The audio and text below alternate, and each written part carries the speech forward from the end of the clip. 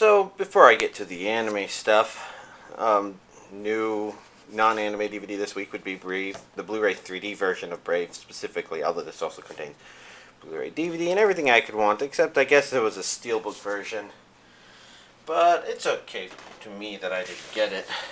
But this is the more important stuff, and in fact, this top box here is probably the more important of the two because it's right stuff, which means there we go. Kind of hard to do by hand, but do by hand I will. Do by hand I will. Yeah.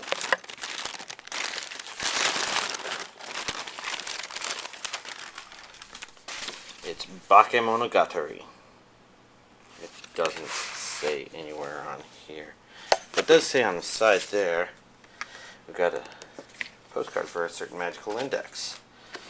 Before we look at that, let's get the Amazon box opened.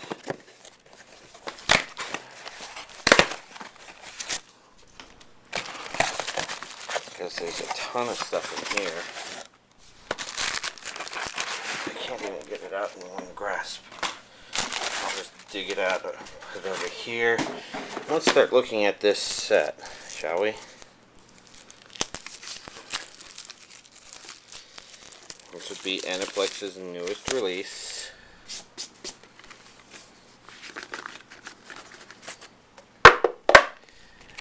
We've got, as usual, the proof of purchase for the Bakemonogatari set. And let's just look at these from bottom to top. This has discs 1 and 2 in it.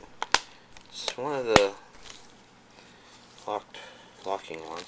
Those are the same as the arts on the outside on the discs. It's noteworthy.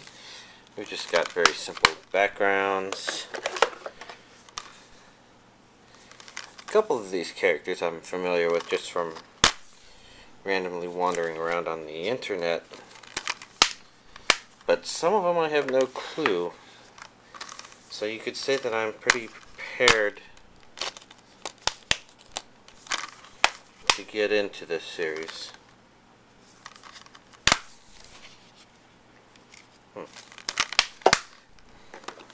It's about expected. So 6 discs. Then we've got a booklet here talking about volumes, people, characters, random art. It looks like it's a very petite release, but it's definitely very complete one, I think, insofar as it doesn't feel like there's anything particularly noteworthy missing. Let's see, organizing the discs that arrived. There's a couple of these that need to be shown together. Actually, maybe just these two, and that would be InuYasha, the Final Act, DVD set 1. I do believe set 2 finishes it. The basic idea here being that you got 7 seasons of InuYasha, and as entertaining as it is, like Rumiko Takahashi stuff tends to be, it also kind of doesn't ever end. At the very end it says, well, there you go, that's all of InuYasha. If you want to see the rest, you'll have to read the manga. But we've got it on Blu-ray here, 2 discs, and DVD here, 2 discs, and there's a Neon Alley, which is anime streaming apparently. But InuYasha, the Final Act is, as I understand it, them finally coming back and showing the ending to the series in anime form, which I'm looking forward to actually watching an ending. We got the Blu-ray release of Grave of the Fireflies. I don't know how this compares to all the other releases, and I think I only have one release, but I just can't grasp the edge here. There we go.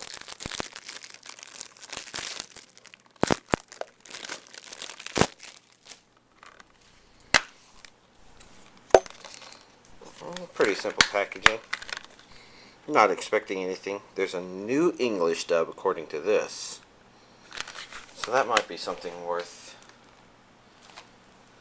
exploring.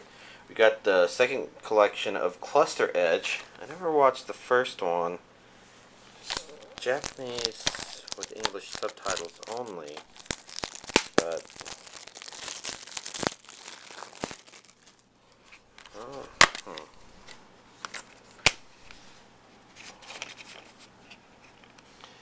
it's something to fire up at some point, at least. We finally see the release of Pokemon Black and White, although since I haven't finished Pokemon Diamond and Pearl, I can't just throw this in and start watching. Although admittedly, I'm quite curious about this, because, well, it means I've got the end of Diamond and Pearl, so I can see how characters separate there, and then I can see how the characters get introduced to each other here, and that's always interesting. Let's see, next up we've got Bobobo-Bo Bo-Bobo, Complete Series Part 2, which goes up to episode 76. And that should finish the series. If this is anything like the first set, then it's got both English dub and Japanese dub, but it doesn't have English subtitles.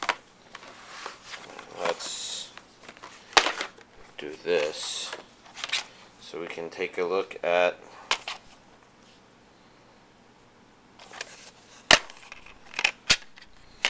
this rather odd looking set.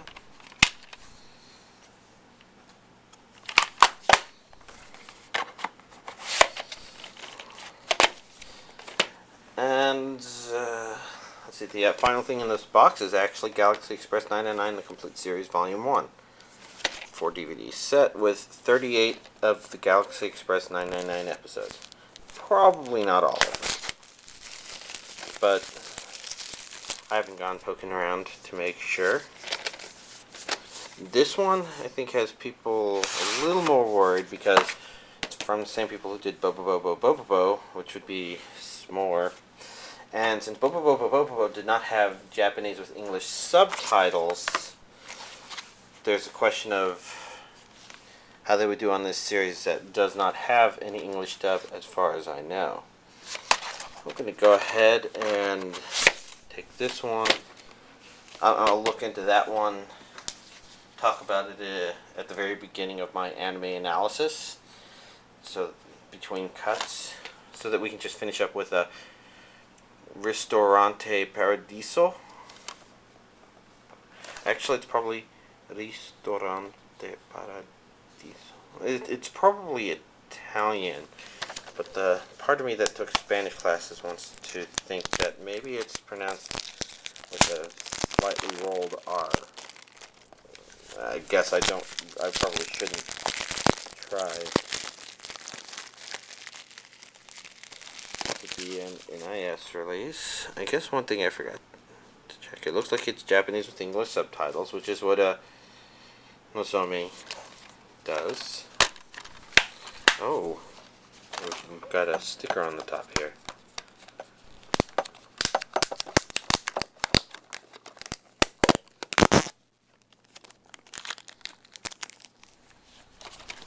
And now I can open it, take a peek inside.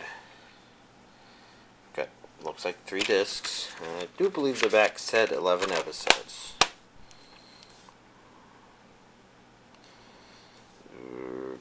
The complete 11 episode series right there. So this is actually a pretty decent update as far as anime DVD collection updates go.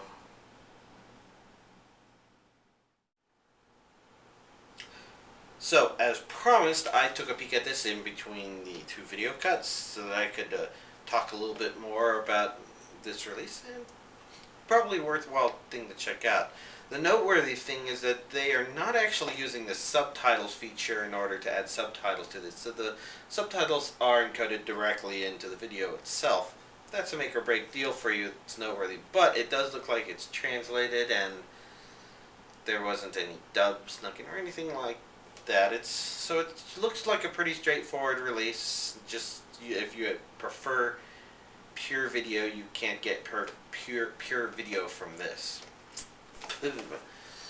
But that's maybe not too big a surprise. Video quality looked okay. The original videos are from the 70s, or I believe the series is. So the fact that there's 4 hours of video per disc, I think, is not too bad. But I haven't watched the actual content, so let's just talk about what I've watched, which I believe I listed 4 things here, which is surprisingly little considering, but whatever. For starters, I did watch Hellsing Ultimate Volumes, or episodes 5 through 8, whichever way you want to refer to those by, and I thought they were pretty cool. I mean, it basically, I'm trying to remember all of exactly what happened, but overall, it was just entertaining and more Hellsing Ultimate-ish, and I'm looking forward to seeing episodes 9 and 10 whenever those come out, which could be a long time, or maybe not too long. It really depends. We'll have to find out. Let's see. Over the weekend, I decided to rewatch Shakugan no Shana, because season 2 movie, a whole lot of stuff is coming out next month, I believe. And since I'm taking the week off, I've got plenty of time to catch up on a series like that, and it was entertaining to rewatch. The most interesting thing was just how much I remembered the stuff earlier in the series so much better than the stuff in the later. I actually didn't remember the very final conflict much at all. I mean, stuff happened, I'm like, kind of remember something happening here, but yeah. Oh, excuse me. I don't know what's up because it's in the middle of the day as opposed to middle of the night when I usually do this. Anyways, I enjoyed rewatching it. I kind of have trouble thinking of an exact thought on it, other than I thought it was worthwhile to watch it to get whatever little pieces of information I didn't remember about it before the second season comes out, I think next month. I did, so I've been not doing this for a long time, but I've really been needing to. I finally watched Ninja Scroll. I'm tempted to say Sunday evening after the movie party where we all watched in Bruges. But that's not anime, so Ninja Scroll is actually pretty interesting. I don't think this is a surprise. There's a lot of the concepts of it that you've seen pop up in other animation, especially Basilisk came to mind. But things that Naruto's probably thought about as well, although Naruto's a more shonen-y example of a lot of the concepts. Basically, you can kind of feel like it's a lot more like Basilisk than Naruto. Let's just get that out of the way because I brought both of those series up. But overall, it was kind of entertaining. It makes me wonder if it's the first place those animated concepts appeared, and if any subsequent versions of those have been around, if maybe Ninja Scroll's kind of the ancestor of a lot of those. But it's also possible it's not quite old enough to actually be that. Well, overall, entertaining watch, a very neat movie. Now, finally, I watched Tenchi in Tokyo. This is something that I rewatched Tenchi in Tokyo, and I'm not exactly sure I can pinpoint the motivation for that other than kind of... This is a really personal preference, but I actually like Tenchi in Tokyo more than Tenchi Muyo and Tenchi Universe. Tenchi Universe in particular did a number of things which kind of set me off from it. Tenchi Muyo definitely having the neatest character building, backstories, related stuff, and just being kind of neat in that way. But Tenchi in Tokyo feeling like it had more of a goal or a purpose or a focus other than let's all worship Tenchi. Although Tenchi in Tokyo does it at the same time. The trick is that Tenchi in Tokyo, it's not Tenchi who interests me at all. Maybe that's true for everybody. It's like, oh, I really like Ryoko or Ayake or whatever. But in Tenchi in Tokyo, it's really the villain that interests me, Yugi. And a lot of that is because, well, the reason she kind of stands out in Tenchi in particular is that there's a, she's kind of one of the deeper villains. A lot of the other villains in the Tenchi mythos or stories or animation or universes or whatnot, they're pretty black and white. I mean, you've got the numerous incantations of Kageto is just a power-hungry, powerful thing, and you've got a scientist who's just a power-hungry scientist. You've got the goddess who's pretty interesting, but maybe also kind of, I don't know, probably more interesting in the similar way that I mentioned that the kind of backstories for all the characters are interesting, more interesting in Tenchi Muyo. And when you get down to it, even in the Tenchi movies, Cain was a really interesting creature, but kind of just was revealed and just showed up for the conclusion pretty much. And in the third movie, you had a sympathetic character to care about, but not an understanding of, or, well, not an entire understanding or maybe even a caring of why they were necessarily so malicious in the first place, since the source of conflict there is strange. Not bad, just strange. Now, there's a reason I skipped over the second movie, and that's because I thought the second movie's villain was actually kind of compelling in a fairly similar way. A character that is undeniably doing evil and bad things, but maybe not in an entirely black and white, good and bad sort of way. I guess you could say that the second movie kind of intrigues me, and I should probably rewatch it sometime. It's coming out on Blu-ray sometime soon, so that's probably why I watched Tenchi in Tokyo, is because I think it came out, it got re-released on DVD today or sometime this month.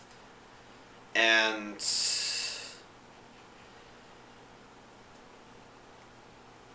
there was a part of me that just kind of wanted to rewatch it because I like the atmosphere and the mood it sets, and also because I was kind of curious how those really old Pioneer DVDs hold up. I think it was when Genion was called Pioneer that they released them.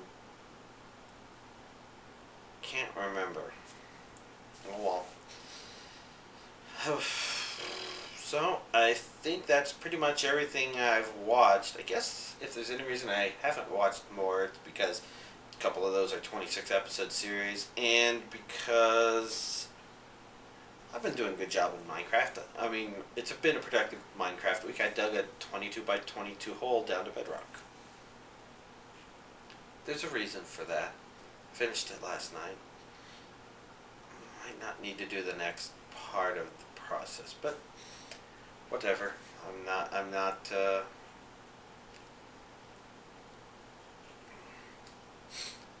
that's all I really have to say about the Minecraft stuff, since this is about anime. Now, if y'all are curious, I do believe I'm going to try and fire up Bakemonogatari. Oh, there's a piece of paper on the back of this, so we can see this image.